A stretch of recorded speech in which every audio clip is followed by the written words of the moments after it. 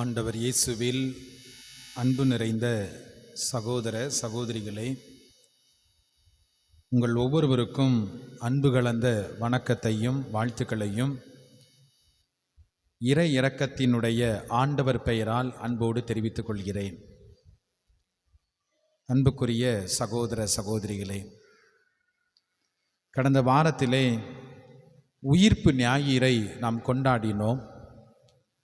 பாஸ்கா காலத்தினுடைய இரண்டாவது ஞாயிற்றுக்கிழமை எப்போதுமே அது இறை இரக்கத்தின் ஞாயிறாக கொண்டாடப்படுகின்றது. கடவுள் இந்த மானிட சமூகத்தின் மீது இரக்கம் கொண்டுள்ளார். கடவுள் நம்மை அன்பு செய்கின்றார். கடவுள் நம்முடைய பாவங்களை மன்னிக்கின்றார். இதைவிட மேலான பேறு, இதைவிட மேலான பாக்கியம் இந்த மானுட சமூகத்திற்கு நிச்சயமாக இல்லாமல் இருப்பதில்லை. நாம் எந்த நிலையில் இருந்தாலும், நாம் எப்படிப்பட்ட சூழலிலே கடவுளை விட்டு விலகி இருந்தாலும், நம்மை படைத்த கடவுள் நம்மை விட்டு விலகாமல் நம்மோடு ஒட்டி கொண்டே இருக்கின்றார். அதுதான் கடவுளுடைய இரக்கம். இறைவனுடைய பிறப்பை பார்க்கலாம், அவருடைய இறப்பை பார்க்கலாம், அவருடைய உயிர்ப்பை பார்த்தோம். இந்த மூன்றுமே அவருடைய இரக்கத்தினுடைய ஒரு வெளிப்பாட்டை தான் நமக்கு சுட்டி காட்டுகிறது. யோவான் நற்செய்தி 3:16 நாம் வாசிக்கின்றோம், பாவத்திலே உழன்று கொண்டிருந்த இந்த மானுட சமூகத்தின் மீது கடவுளுடைய கருணை பார்வை எப்படி கிடைக்கிறது? விவிலியம் சொல்கிறது, தான் நேசித்த அன்பு செய்த தன் ஒரே மகனை இந்த உலகத்திற்கு கொடுத்து ஆண்டவர் தனது இரக்கத்தை வெளிப்படுத்தினார் என்று. அவரும் இந்த பாரமான சிலுவையை சுமந்தார். இந்த சிலுவையினால் அவர் கொல்லப்பட்டார். இரத்தம் வழிந்தோடியது. சிலுவையில் இருந்து நமக்கு இரக்கத்தை பெற்றுக் கொடுத்தார் என்று வாசிக்கின்றோம். எனவேதான் நாம் ஒவ்வொரு முறையும் நாம் சொல்கின்ற போது, இருதயத்தில் தாழ்ச்சியும் சாந்தமுள்ள இயேசுவே, என் மீது என் குடும்பத்தின் மீது இரக்கமாயிரும். இயேசுவினுடைய திரு இருதயத்தில் வழிகின்ற, பொங்கி வழிகின்ற இரத்தமும் தண்ணீரும் எனது குடும்பத்தை ஆசீர்வதிக்கட்டும். இப்படிப்பட்ட ஒரு வரி ஜெபத்தை நாம் அடிக்கடி சொல்லி பார்க்க வேண்டும். பிரியமான சகோதர சகோதரிகளே, மீட்பின் வரலாற்றை நாம் புரட்டி பார்த்தோம் என்றால், அல்லது விவிலியத்தை 3 வரிகளிலே நாம் சொல்ல வேண்டும் என்றால் எளிதாக சொல்லிவிடலாம். பழைய ஏற்பாட்டிலே இறை தந்தையினுடைய இரக்க செயல்கள், புதிய ஏற்பாட்டிலே அவருடைய அன்பு மகன் ஆண்டவர் இயேசு கிறிஸ்துனுடைய இரக்க பெருக்கம், அவர் விண்ணேற்றம் அடைந்த பின்பு தூய ஆவியார் திருத்தூதர்கள் வழியாக செயல்பட்ட தூய ஆவியாருடைய இரக்க செயல்பாடுகள், இது எல்லாம் இணைந்ததுதான் விவிலியம் என்பதை நமக்கு சுட்டி காட்டுகிறது. இது எல்லாம் இணைந்ததுதான் மீட்பின் செயல்பாடுகள் என்று சுட்டி காட்டுகிறது. பிரியமானவர்களே, அந்த இரக்கத்தை நாம் மூவர் இறைவன் வழியாக பெறுகின்றோம். அந்த இரக்கத்தை இன்றைய நாளிலே நம்மோடு வாழ்கின்ற சகோதர சகோதரிகளுக்கு கொடுக்க வேண்டியது நம்முடைய கடமை என்பதை தாய் திருச்சபை இந்த இறை இரக்கத்தின் ஞாயிறு என்று நமக்கு நினைவூட்டுகிறது. இனியவர்களே, அன்பும் கருணையும் நமது பிறப்பிலே இயல்பாகவே நம்மோடு இருக்கின்றது. ஆனால் காலப்போக்கில் நாம் தான் அதை தொலைத்துவிட்டு தேடிக்கொண்டிருக்கக்கூடிய ஒரு சூழலிலே இருக்கின்றோம். இன்னும் ஒருபடி மேலே சென்று, இந்த நாம் வாழ்கின்ற இந்த நாட்டிலே மனிதாயுமனமற்ற அரக்க குணத்தோடு இருக்கக்கூடிய மனிதர்கள் ஏராளம் ஏராளம். அரக்க குண செயல்பாடுகள் நம்மை சுற்றி நடந்து கொண்டுதான் இருக்கின்றது. கடந்த வாரத்திலே வட இந்தியாவிலே நடந்த ஒரு செயல்பாடுகளை நாம் நினைத்து பார்க்க வேண்டும். மனிதனை கொள், பசுவை காப்பாற்று. இப்படிப்பட்ட கோஷம் எழுந்து கொண்டுதான் இருக்கின்றது. மனிதனுக்கு கொடுக்க வேண்டிய மாண்பு தேய்ந்து போகிறது. மனிதனை உயர்வாக மதிக்க வேண்டிய சூழல் இந்த இடத்திலே மங்கி போகின்றது. இதையெல்லாம் எதை சுட்டி காட்டுகிறது? மனிதன் படிப்படியாக மிருகமாக்கி கொண்டிருக்கிறான் என்பதை. அன்புக்குரியவர்களே, இது ஒரு வெட்கத்துக்குரிய செயல். இதை நினைத்து நாம் பெருமைப்பட முடியாது. மனிதனை உயர்த்தி பிடிக்க வேண்டும். மனிதனின் மதிப்பு, மனிதனின் மாண்பு என்று சொல்லக்கூடிய நாம் அந்த மனிதனை ஏதோ ஒரு காரியத்துக்காக அவனை தூக்கி வீசுகின்றோம், அவனை கொலை செய்கின்றோம், அவனை மதிக்காமல் அவனை இழிவுபடுத்திக் கொண்டிருக்கக்கூடிய ஒரு நாட்டிலே, ஒரு வீட்டிலே, ஒரு சூழலில்தான் நாம் வாழ்ந்து கொண்டிருக்கின்றோம். இது என்னை பாதிக்கிறதா என்பதை நாம் சிந்தித்து பார்க்க வேண்டும். எங்கேயோ நடக்கின்றது, எங்க ஊர்ல இல்ல, எங்க வீட்டில் இல்ல என்று நாம் வாய்ப்பொத்தி இருந்துவிட முடியாது. எங்கோ ஒரு இடத்திலே ஒரு மனிதனின் மாண்பு சிதைக்கப்படுகிறது என்றால் அந்த சிதைக்கப்படுவதற்கு என்னுடைய கண்டன குரலையோ அல்லது என்னுடைய பரிதாபத்தையோ நான் எழுப்பவில்லை என்றால் நான் மனிதன் அல்ல என்பதை உணர்ந்து கொள்ள வேண்டும். அன்புக்குரியவர்களே, இரக்கத்தின் ஆண்டவர் நம்மை இரக்கத்தை காட்டச் சொல்கிறார். இரக்கம்னா என்ன? ஒரு வேளை உங்கள்கிட்ட ஒரு கேள்வி கேட்கலான்னு வச்சுக்கோங்களேன். இரக்கம்னா என்ன? இரக்கம்னா என்ன?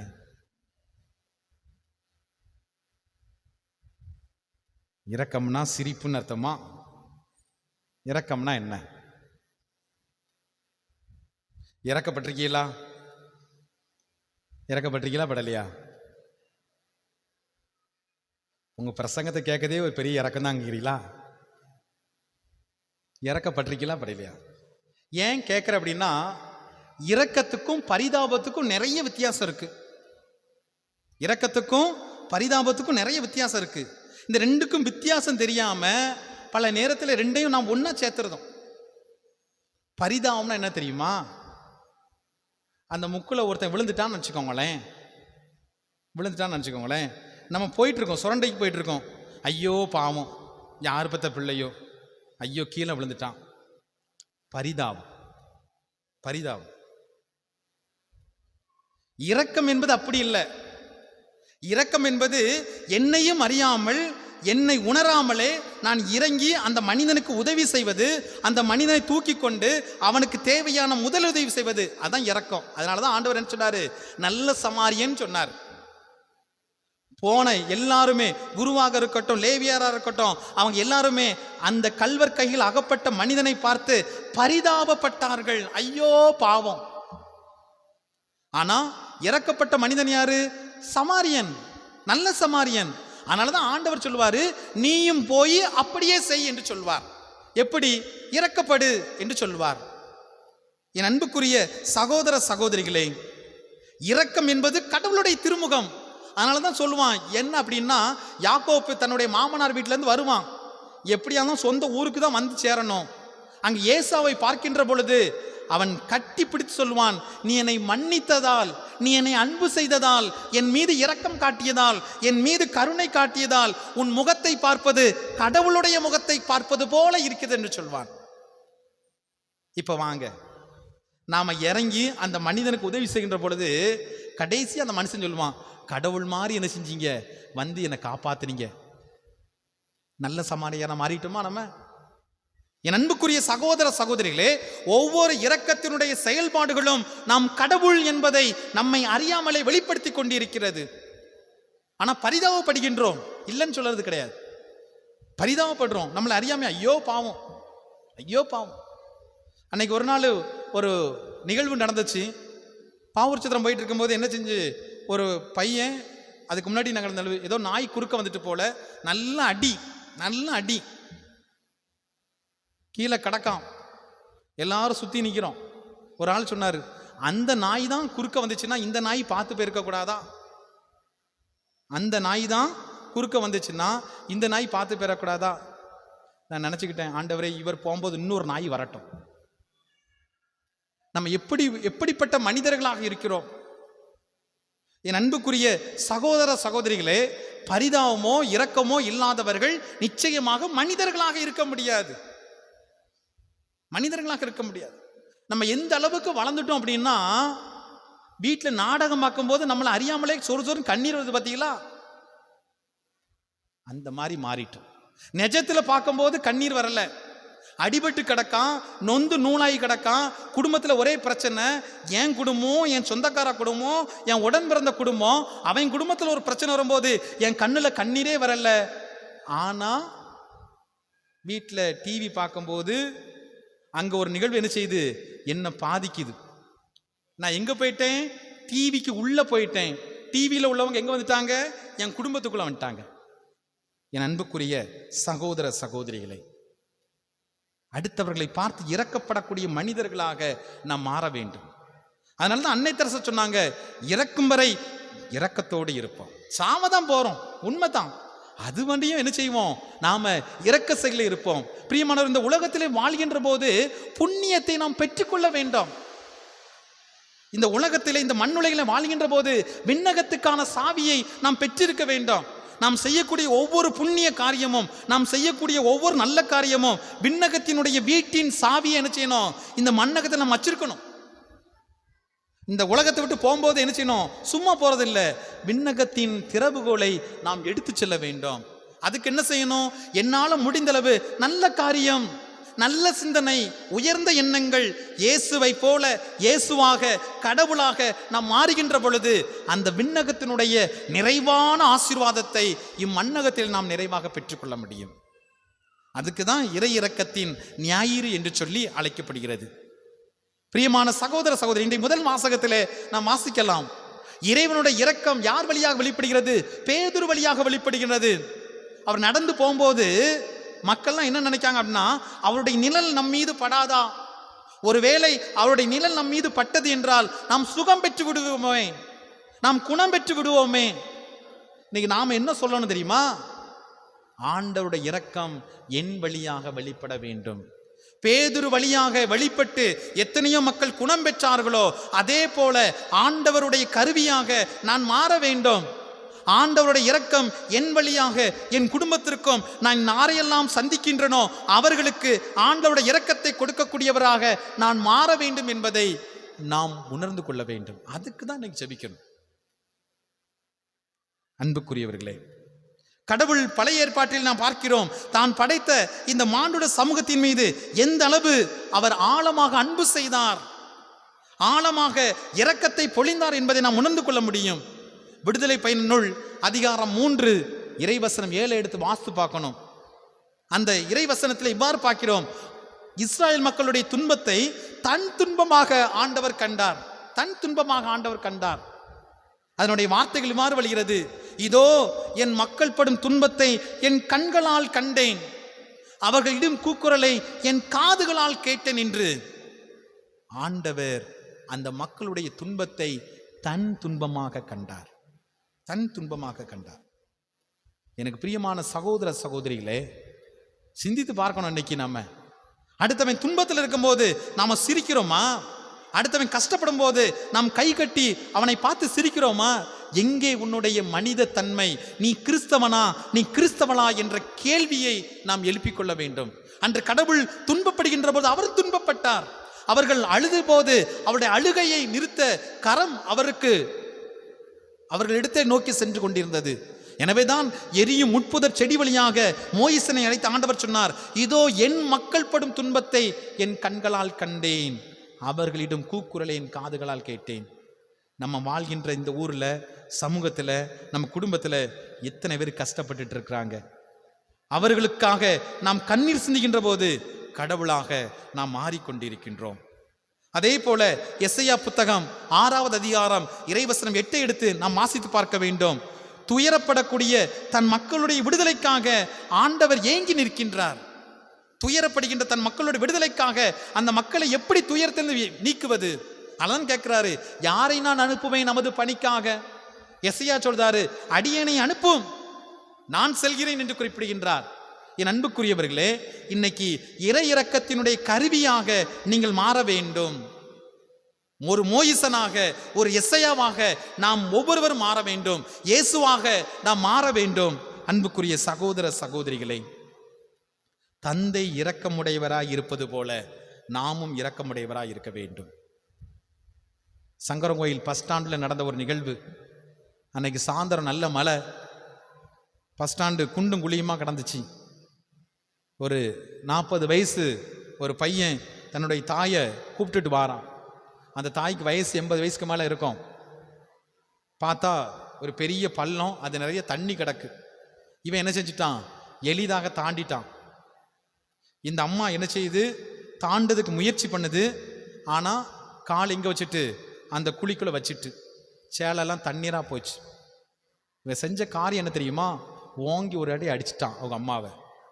பார்த்து வர வேண்டியதானே அப்படின்னு இருந்த எல்லாருமே அவனை சத்தம் போட்டாங்க, நீ தாண்டிடுவப்பா, இது யாரு? எங்க அம்மா, வெக்கமா இல்லை என்ற கேள்விதான். என் அன்புக்குரியவர்களே, தான் சொந்த தாய் படுகின்ற அந்த துன்பத்தை கூட உணராத ஒரு மகன் இந்த சமூகத்தினுடைய துன்பத்தை எப்படி உணர முடியும்? இன்றைய நாட்டிலே, இன்றைய ஊரிலே, குடும்பத்திலே நடக்கக்கூடிய அவலங்கள் அன்புக்குரியவர்களே. ஆனால் ஆண்டவர் இயேசு கிறிஸ்து தான் வாழ்ந்தபோது தன்னுடைய இரக்கச் செயல்களால் இந்த உலகத்தை நிறைத்துக் கொண்டிருந்தார்.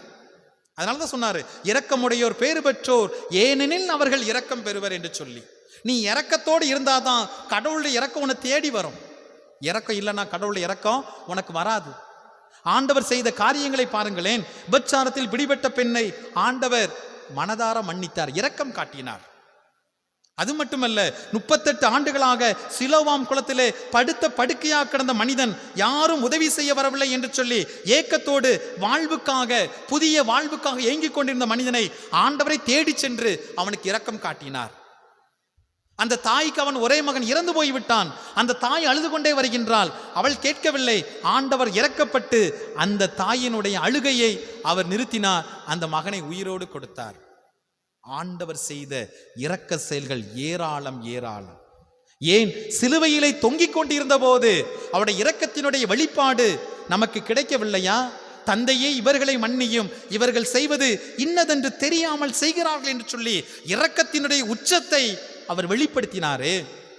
என்னை கொன்றவர்கள், என்னை காயப்படுத்தியவர்கள், என்னை கேவலப்படுத்தியவர்கள், அசிங்கப்படுத்தியவர்கள், என் மீது காரி துப்பியவர்கள், அவர்களுக்கு நான் இரக்கம் காட்டுகிறேன் என்ற அந்த ஆண்டவருடைய இரக்கம்.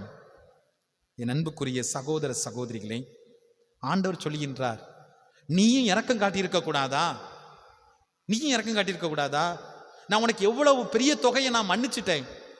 நீ எவ்வளவு பெரிய தொகை தரணும், அதை நான் எளிதாக மன்னித்து உன்னையும் உன்னுடைய மனைவியை, உன் பிள்ளைகள் எல்லாம் நான் விடுதலை செஞ்சேனே. நீ கொடுக்க வேண்டிய தொகையில 1% கூட கிடையாது. அதை தராத மனுஷனை போட்டு நீ உள்ள அடைச்சி போட்டிய.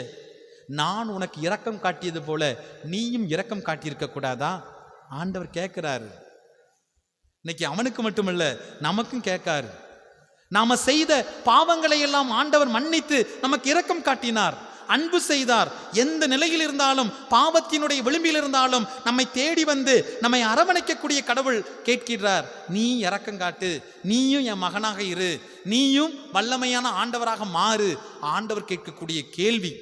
என் அன்புக்குரிய சகோதர சகோதரிகளே, எவ்வளவு ஆணவம், எவ்வளவு அகங்காரம் இந்த மானுட சமூகத்திலே.